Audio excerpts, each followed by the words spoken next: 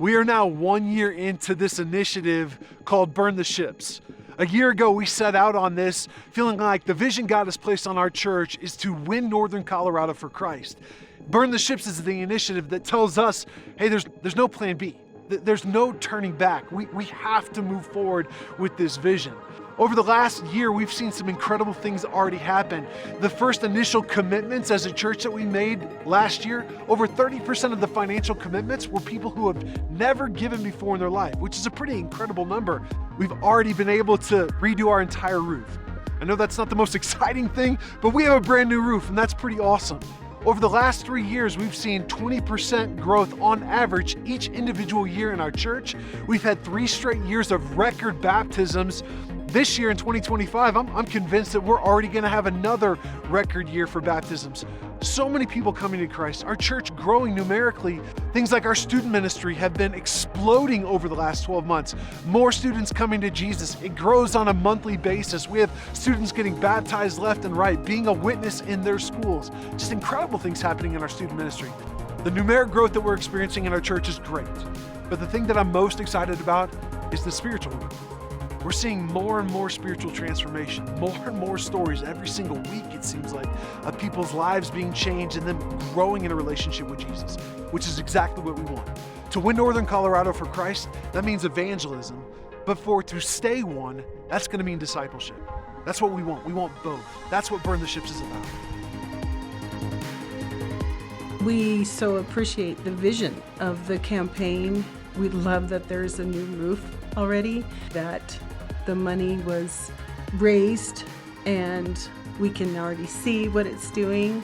And then there's hope and plans for the future with the building, with the people that are coming to the building, with Northern Colorado.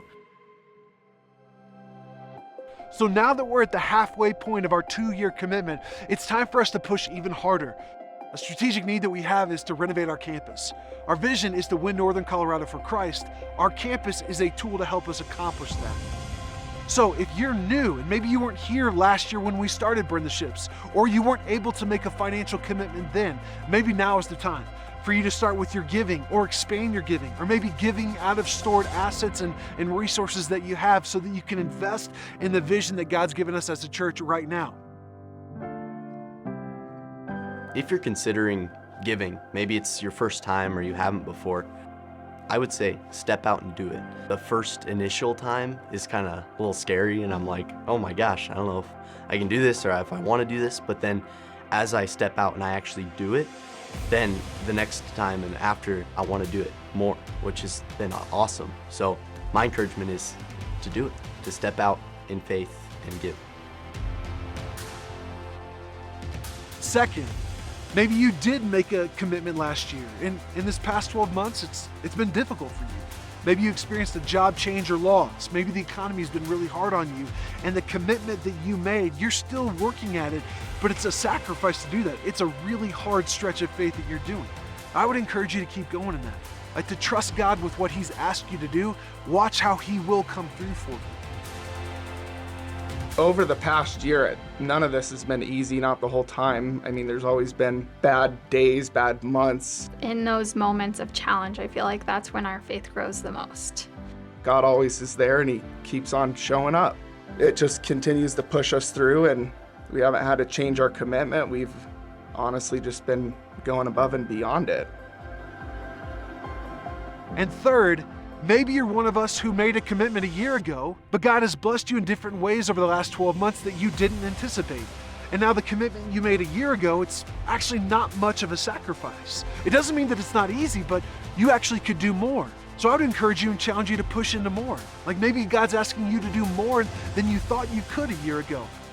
When Kelly and I made our commitment a year ago, it was a stretch commitment.